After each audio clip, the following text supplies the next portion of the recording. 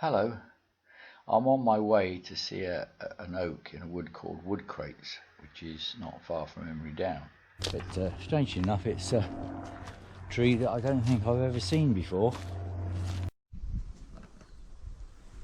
I've just deviated from our track towards the oak just to look at this little bit of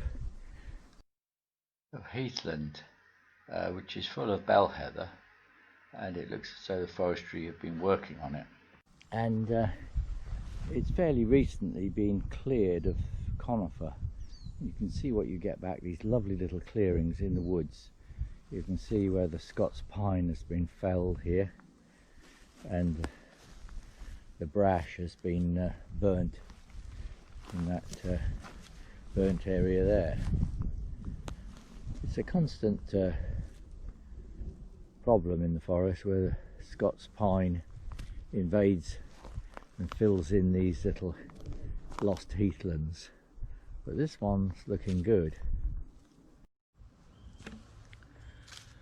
Well, this is Woodcrates, and I believe the Woodcrates oak is just in front of me behind those ponies. It's always interesting finding a big oak for the first time. It is the first time I found this one. I have heard it's got very little bark. Well, it's certainly a tree with a lot of character. It's interesting that the ponies are using it for shading. They often put their heads against walls to keep the flies away. Well, they found this big tree does exactly the same. It's almost seems that they're sort of queuing up for shading. I rather see an old tree like this left really to deteriorate, perhaps at its own speed, which might be several hundred years. It's probably 300 to 400 years old as it is. From one angle, the tree is actually quite narrow. It's quite strange, and as you move around, it's quite wide. Certainly, I've never seen an oak quite like this one. Well, they're all different anyway. Anyway, that is the Woodcrates oak.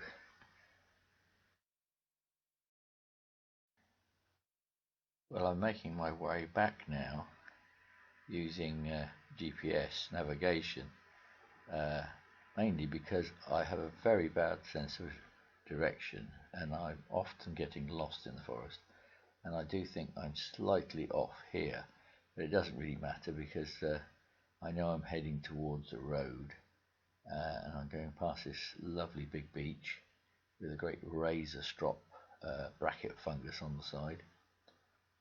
And there's a very nice chestnut pony, busy grazing, not interested in me. And now I've got to make my way over a wet patch of alders, and the ground is covered in sphagnum, and there's a small stream to cross. Sphagnum is amazingly absorbent, and with these dry conditions we get now, that sphagnum is vital to hold moisture into the forest. I've just got this little slightly wet bit to cross. I'll be back.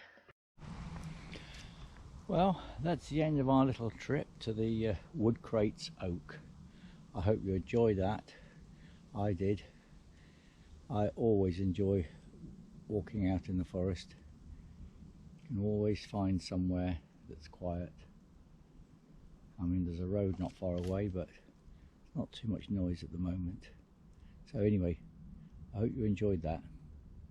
Goodbye for now.